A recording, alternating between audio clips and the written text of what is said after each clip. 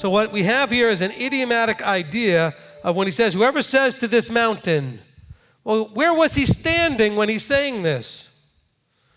He was near the Temple Mount.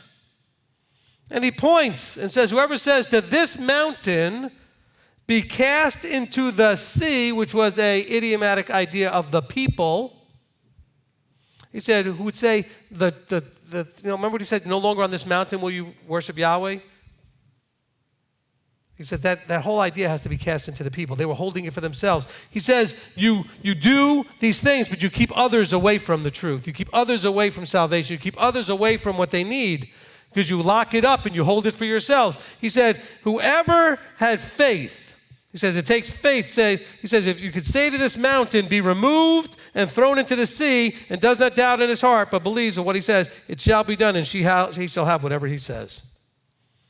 Because realize where he was standing, the sea was a little far. It wasn't right there. There wasn't any sea they could see where they were. They couldn't see one. But he was talking about, in my opinion, from my studies, the metaphorical idea of casting the temple, the place of learning, the place of Yahweh, into the people.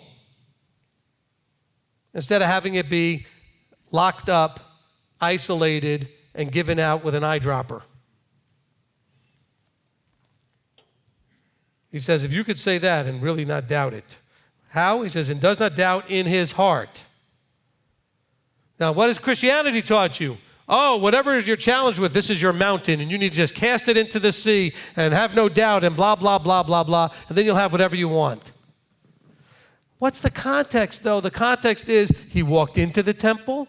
He made observations. He said, okay, I see what's going on. He went away. He saw a fig tree. He used the fig tree as a metaphor for what should be going on in the temple.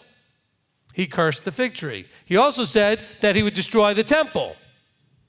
See, they're all part of that same thing that he was talking about. And then he comes back out and he goes back in, after he says the fig tree, he goes back into the temple. And then he says, see, now I'm going to talk about what you guys are doing. You've turned this house of prayer into a den of robbers. Then he came back out and they noticed the fig tree had withered up. And he said, look, what's over there needs to be cast into the people over here because what's over there is going to be withered up. It's going to be cursed. It's going to be destroyed. So we need to cast that into this. Take it off the mount and bring it into the people because that mount is not going to be around. It's going to get destroyed. Wow. All of that just from what you thought he was just mad at the guys changing money. But there was a whole process there. He went there twice. He went there first and made observation. Then he did this thing with the tree. Then he went back and said lashed out at everybody. Said, look, and scolded them properly. Gave them his righteous indignation and said, you're wrong. This shouldn't happen here. Then he came back and they saw the tree.